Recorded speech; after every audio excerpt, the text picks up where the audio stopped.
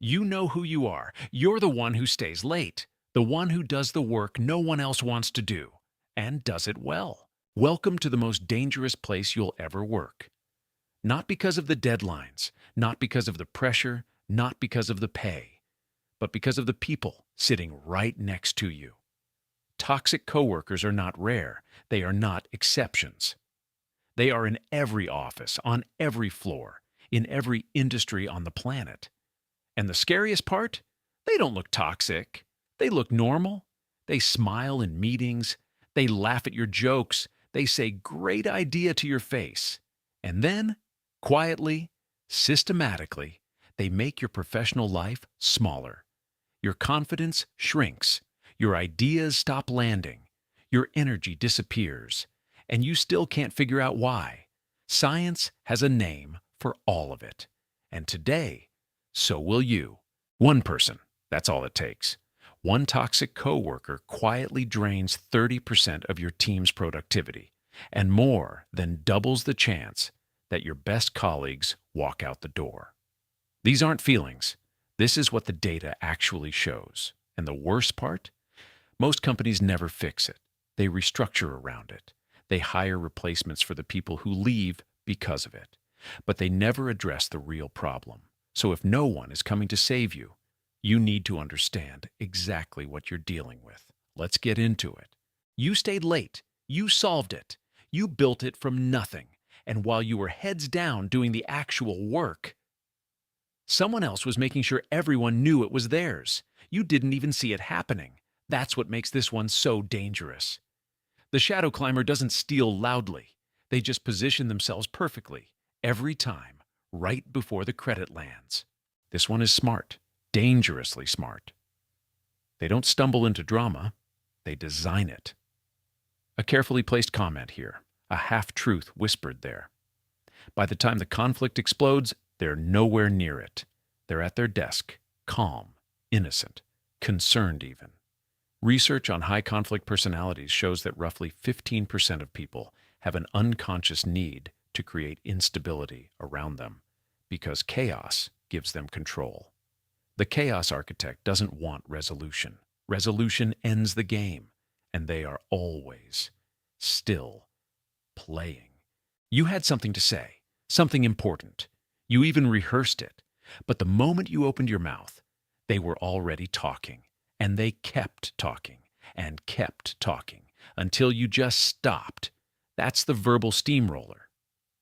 They don't read the room because they don't need to. In their mind, the room exists for them. Psychologists call this status insecurity, a compulsive need to dominate conversations, to feel relevant.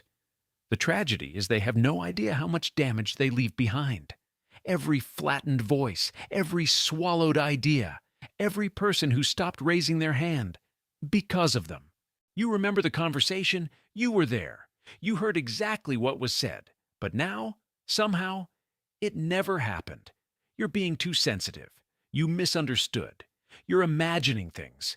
And the scariest part? After long enough, you start to believe them. The gaslighter is the most psychologically destructive coworker on this entire list. Not because they shout, not because they threaten, but because their weapon is your own mind. Clinical research on workplace gaslighting shows it produces the same psychological symptoms as prolonged emotional abuse: anxiety, self-doubt, memory distrust, and a complete erosion of professional confidence. They don't break your career. They break you first. And then your career falls on its own. They never said anything cruel. They never raised their voice. They never did anything you could point to and say, That was the moment, and that's exactly the point. The slow poison works in increments so small you don't notice them until you're already changed. A tiny correction here, a subtle doubt planted there, a look exchanged with someone else that you weren't supposed to catch. And slowly, without a single dramatic confrontation, you stop speaking up. You stop owning your ideas. You stop taking up space. Research on workplace microaggressions confirms what victims already know. It's not the big moments that break people. It's the 1,000 small ones that nobody else ever sees. They are on the team, technically, Their name is on the emails. Their chair is at the table. Their jacket is on the back of their seat. Proof of life. But the actual work, the deadlines, the pressure, none of it seems to reach them. The ghost worker has mastered the art of presence without contribution.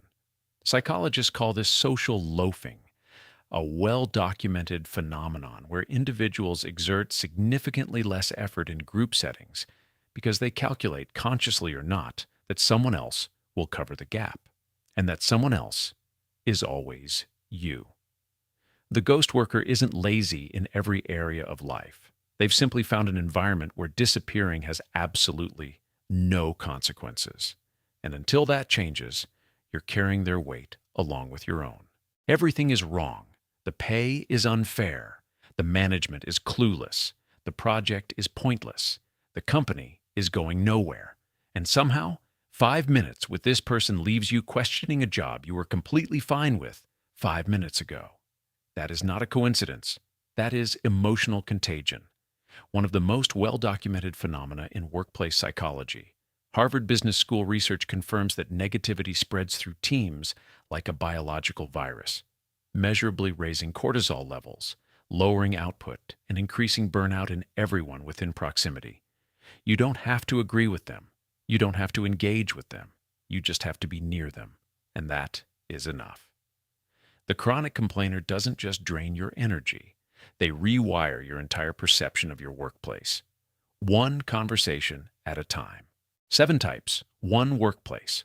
And the uncomfortable truth is, Kairos, most people are dealing with more than one of these at the same time. Save this, share this, because someone you know needs to see exactly what they are dealing with. Here is what nobody tells you. You are not struggling at work because you are weak. You are not anxious because you are sensitive. You are not losing confidence because you are not good enough. You are struggling because you are a decent person, operating in close proximity to people who are not. And there is a profound difference between those two things. A toxic coworker is not your problem to fix, but they are absolutely your responsibility to recognize. Because the moment you can name what is happening to you, they lose their power over you completely. Every workplace has at least one of these. Some have all 7. And if you just watch this entire video mentally putting names and faces to every single type, that tells you everything you need to know about where you are right now. You deserve a workplace that doesn't require a survival guide. But until you find one, at least now you know exactly what you are dealing with. If this video described someone in your office, drop their type in the comments. No names needed, just the type. And if you want to keep understanding the psychology behind the people you work with every single day, subscribe, because we are just getting started.